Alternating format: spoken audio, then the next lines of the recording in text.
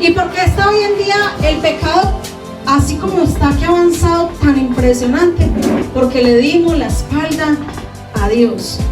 Pero como dice la palabra de Dios, que Jesús no vino para condenar al mundo, sino ¿para qué? Para salvarlo. Él vino a rescatar lo que se había perdido. Aquí encuentras al que da la fe, esperanza y amor. El tema de hoy es el nombre de Jesús. El nombre de Jesús, el nombre que causa neuralgia. ¿Cierto? A muchos les causa neuralgia. Que la neuralgia es un dolor profundo que le da a uno, ¿cierto? Sobre todo a la neuralgia, ¿dónde? En la cara, en las partes de la cara. Eso da y eso duele terriblemente. Donde se enfoca el dolor es impresionante. Y generalmente duele a un solo lado, pero es un dolor insoportable. Hay gente que tiene que ir a la clínica del desespero, pues a que les inyecten para que se les quite el dolor. Hay muchos, como los ateos, que en los ateos se producen odios, y en nosotros los cristianos se producen, diga, amores. ¿Qué se produce en los cristianos? Diga, amores. Jesús produce odios y amores. Y en este tiempo más que nunca, ¿cierto?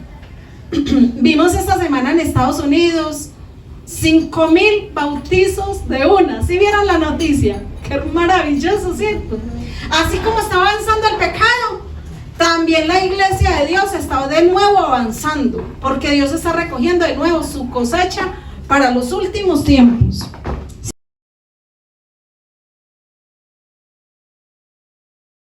Entonces los ateos dicen que Jesús no existe, ¿cierto? Nosotros los cristianos decimos que Jesús ¿qué? Que Jesús sí existe, ¿cierto? Es más, hace milagros y lo vemos en acción constantemente. Porque nosotros no tenemos un Dios muerto, sino un Dios vivo, que sigue haciendo señales, milagros y prodigios.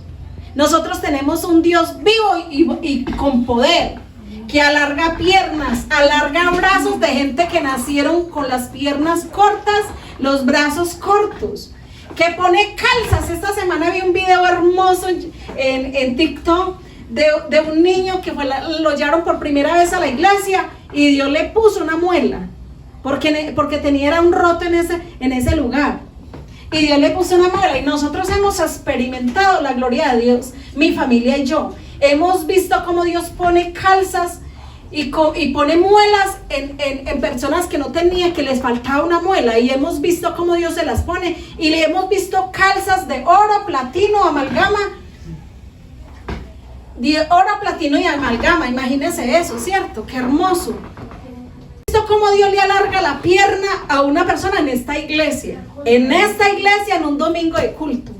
Y tenemos las fotos, tenemos las pruebas. Porque nosotros no seguimos un Dios muerto, seguimos un Dios vivo que sana, restaura, cambia y transforma. Entonces los ateos dicen que Dios no existe. Y si Dios no existe, ¿para qué pelean con alguien que no existe? Ellos dicen que nosotros estamos locos. Y vamos a mirar quién es el que está loco. Ellos o nosotros. Ellos o nosotros.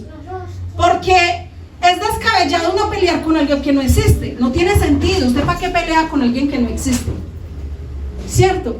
Cuando uno ve a una persona peleando con alguien que dice que no existe, uno dice, esa persona se enloqueció, ¿cierto? Entonces nos dicen locos a nosotros por creer en Jesús. Y nosotros sí tenemos a Jesús como realmente Él es. Él es Dios todopoderoso, lo puede todo. En Dios Padre, en Dios Hijo y en Dios Espíritu Santo. Y son un solo Dios verdadero, lo dice la palabra de Dios. Vamos a ir entonces a la palabra y vamos a buscar Juan 3:17. Porque no envió Dios a su Hijo al mundo para condenar al mundo, sino para que el mundo sea salvo por Él. Dios no vino al mundo para condenarlo, porque Jesús es Dios. Esa versión debiera de más bien decir así, ¿cierto? Dios no vino al mundo para condenarlo, sino para salvarlo, para que el mundo sea salvo. Y cuando habla de mundo está hablando de seres humanos, ¿cierto? La raza humana. No vino a condenarnos. Y desde pequeños, como nos criaron lejos de Dios, lejos de la ciudadanía de Dios, lejos de la presencia de Dios, porque nuestros padres nos criaron sin el temor de Dios, entonces vimos a Dios como el Dios desconocido. Había una población donde había una inscripción así en los tiempos del apóstol Pablo que decía: al Dios desconocido. Impresionante, y eso ha sido siempre en la historia del ser humano, porque Dios nos puso inicialmente en el huerto del Edén, ¿cierto? Adán y Eva, que de ahí provenimos todos nosotros los seres humanos, y allí ellos dos se rebelaron contra Dios, y de ahí viene esa rebelión sobre el ser humano. Y entonces nosotros, por estar entretenidos con las cosas del mundo que Dios nos dio, nos olvidamos del autor y consumador de la fe, ¿cierto? Y hay gente que ahora aquí no se queda aterrado. Yo me quedo mirando los horarios y yo me quedo muy sorprendida, porque yo digo: uy, esa persona nunca conoció a Dios. Porque en la oración se conoce quién conoce a Dios y quién no. En la oración yo le hablo a Dios muy sencillo. Yo pasa algo en la iglesia y yo le digo: Señor, tal persona, tal cosa. Señor, si me equivoco, muéstrame. Señor, si necesita tal persona tal cosa, dásela, ¿cierto? Así, muy sencillo se habla con Dios. Gracias, Señor, por este día. Gracias, papito lindo, porque este sol tan maravilloso solamente nos la pudiste dar tú, ¿cierto? Señor, todo ha sido creado por ti. Qué maravilloso eres. Por la mañana, gracias, Señor, tantas cosas maravillosas por qué darle gracias, ¿cierto? Y aún el Señor dice que cuando estemos en dificultades, aún así aprendamos a dar gracias. Porque si hay dificultades, quiere decir que usted y yo estamos vivos y hay oportunidad de que todo cambie, ¿cierto? Lo que pasa es que nos enseñaron a hundirnos en los problemas y a ver a Dios por allá distante. Las religiones hicieron eso en nosotros. Las religiones hicieron que nosotros nos distanciáramos de Dios y que pensáramos que por solamente entrar a una iglesia, entonces nosotros íbamos a ser salvos y no íbamos a ser condenados. Y hay cantidades de sectas y religiones donde la gente tiene un concepto errado de Dios y donde piensa que por solamente sentarse en un lugar entonces ya es salvo, ¿cierto? La salvación nos la vino a dar Jesús y la planearon. Ahora 8 días vimos eso, ¿cierto? La planearon entre el Padre, el Hijo y el Espíritu Santo. Que los tres son ¿quién? Diga: uno. Son una sola persona. Yo quiero que ustedes conozcan a Dios, porque les aseguro que cuando ustedes conozcan a Dios, nunca sus vidas volverán a ser igual. Nunca volverán a ser igual. El momento en que ustedes conozcan a Dios, de ahí en adelante sus vidas serán transformadas y cambiadas. Será un antes y un después. Antes de Cristo y después de Cristo, porque Dios viene a restaurar, a transformar, a sanar, a liberar, porque Dios viene a que nosotros vivamos en victoria. Cuando Dios llega a nuestro corazón y que realmente nosotros lo recibimos, nuestra vida cambia. Yo me pongo a ver todos cómo llegaron y cómo están hoy en día, los que ya llevan muchos años con nosotros, y es impresionante la transformación de vida que Dios hace en el corazón del ser humano cuando permitimos al Espíritu Santo que obre en el corazón de nosotros. Vamos a mirar entonces, vamos a Juan 4. Jesús y la mujer samaritana.